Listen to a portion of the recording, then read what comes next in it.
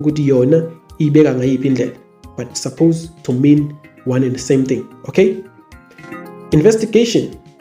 Employer should conduct a thorough investigation to determine if the grounds for disciplinary action. Ngiphinde futhi. Investigation. Employer should conduct a thorough investigation to determine if there are grounds for disciplinary action. Okay. Kumele enze isho nje ithi employer kumele enze i-investigation ukuthi akhona yini ama grounds, like ama facts ukuthi kena angayilontsha i-disciplinary action. Ayibona le nto leyo. And most of the employers, they just go ahead, pick up your stuff and go home. What is best? Uskipe already an important process, and it's just process number 1. Then notification.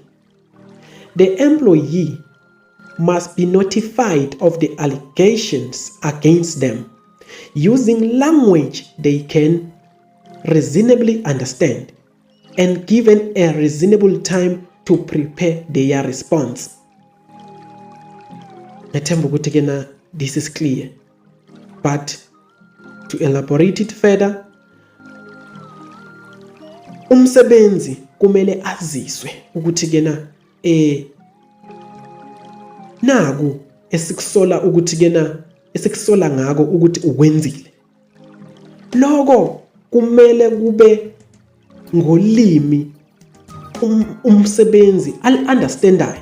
Uma ungumZulu akube isiZulu, uma uyi-English person makube i-English, makube ne-interpreter ekhuluma i-language le oyi-understandayo wena. If ever u-employer wakho uwibala mhlawumbe ngumZulu akakwazi ukuthi kena communicate fluently in a language that you can understand, akube khona ozotolika ukuthi u-understande kahle ukuthi kahle kahle yini lo solwa ngayo, and akukakaliwa lapho kuyakhulunywa. Asikhulumi ngokulo ukuthi wena sowubanjwe ngama-washing, wena sowuvalelwe ekhoneni because usasolwa, you are not yet guilty.